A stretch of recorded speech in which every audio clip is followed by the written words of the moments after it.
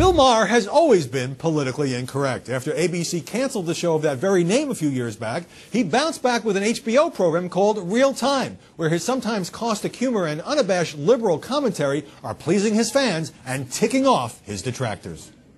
Miss California says that her answer in a contest opposing gay marriage and favoring opposite marriage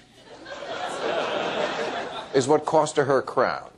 Well, let's see. She's extremely Christian, she's kind of hot, and she's dumb. Looks like the Republicans have a new vice presidential candidate. In taking the program to Los Angeles this past week, I dropped by the studio where Real Time is aired. And we're here in Television City with Bill Maher. Thanks very much for letting us stop by and sit in these director's chairs. Literally Television City. Literally. People may think you were just referring to L.A. in general, but this is a compound called Television City.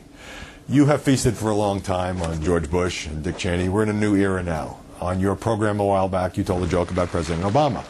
Hey, you know who's superstitious about Friday the 13th? Republicans.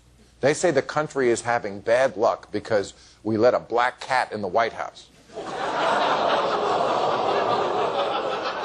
you remember the audience reaction?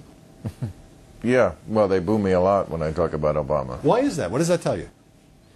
It tells me that we get a very super-sensitive liberal audience, you know. I mean, this is one reason I always have trouble doing charity events. I'm all for charity. But the events, you know, it's always that limousine liberal crowd that just has their finger on the politically correct button. You know, they're just ready to, like, ooh. And yeah, I mean, that's what bugs me the most about liberals, is that they object before they even know what they're objecting to. Aren't these your people, Bill? No, not when they do that. I'm much more of a, you know, I'm a free speech person, and I would say, especially on campuses in the last 10 or 15 years, the repression of speech has come more from the left. But you were quoted as saying Obama is the new God, meaning that he's difficult to make fun of, that people are shying away? I think I said he was chocolate Jesus. But are comedians treading lightly with this president? Oh, we have to stop asking that question. Well, give me a good answer. I've been answering this question. Media has to stop asking whether comedians can deal with the new president. Well, I don't see Leno and Letterman and Jon Stewart skewering him. Well, watch my show. Okay. I do, and that's why I get booed. And you're willing to take those boos? Absolutely. Unless you're getting booed sometimes, you're not saying anything. You're just, you know, confirming what your audience already believes, and that's not really helping. So you like to challenge people, and those boos are a badge of honor. Let's talk about the media coverage of some things that have been in the news. Swine flu. I thought millions of people were supposed to be dead by now. What happened? I never bought it. When it first came out, I remember we said, you know, this is the latest non-event that the media is going to hype. You know, Jimmy Breslin said a great thing once about television. He said, the message of television is stay home and watch more television. Swine flu was very good for CNN, wasn't it? And the other cable networks? Everything. And did they scare the hell out of people unnecessarily? Absolutely. And, you know, there's a bigger problem, which is that people don't really, I think, in this country understand anything about health. I think the medical community is corrupt and ill-informed, and I don't think people understand that this is a flu. All flus come from animals. They come from birds, they come from pigs. And, you know, the regular flu, which has a much worse publicist than swine flu, apparently, as you know, kills, you know, tens of thousands every year. It doesn't get much press. Doesn't get much press. And, what are you, Kramer? I'm trying to get in the mood here. All right, let me ask. You know, the answer is to have a strong immune system. But that would involve eating right and, you know, adjusting your lifestyle. Boring. Yeah. All right. Miss California, Carrie Prejean, you've had some fun with her. She, of course, gave that answer opposing gay marriage in the beauty pageant. Why has she been such a target? Well, she's not been such a target for me, but, you know, she's unavoidable. She's certainly all over the serious news channels, and she shouldn't be. But, you know, I don't even understand why the question was asked of her. Did we used to ask beauty queens these kind of political questions? No, but Perez Hilton thought it would be a great question to ask, perhaps get some attention for something he feels about. Usually you ask him about world peace.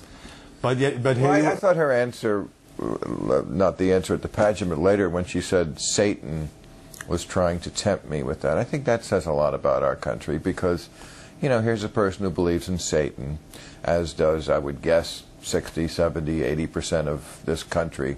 This dumb, dumb country believes in demons and some creature with horns and a tail and a pitchfork who's going to make you burn in a mythical place if you don't believe in an imaginary friend. That's really the root problem of it, isn't it? But since Carrie Prejean didn't ask to be put into this particular spotlight, she got asked the question, she answered it as best she could. Now, you're making fun of her breast implants. What, breast implants are so unusual here in L.A.? No, I just told you that to me the root problem is that religion is stupid and dangerous. I'm not about the breast plants. Let's get to religion is stupid. All right. Because that's the bottom of it. You seem not to be the most popular guy on Fox News these days. Sean Hannity.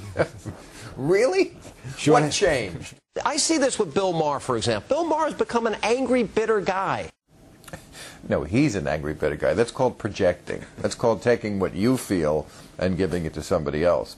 I'm a happy, single guy. He's a repressed, typical Republican.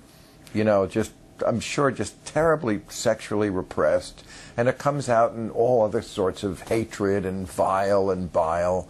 You know, bitter. Why would I be bitter? First of all, our side won.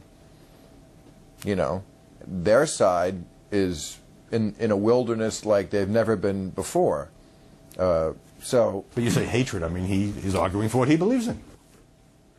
Well, I don't. You watch it. I don't. It's my job to watch everybody. All right. Another Fox host, Greg Gutfeld, said one of the great things about Obama. Greg Gutfeld. He's on. Greg Gutfeld. He's on late at night. Is that a real name?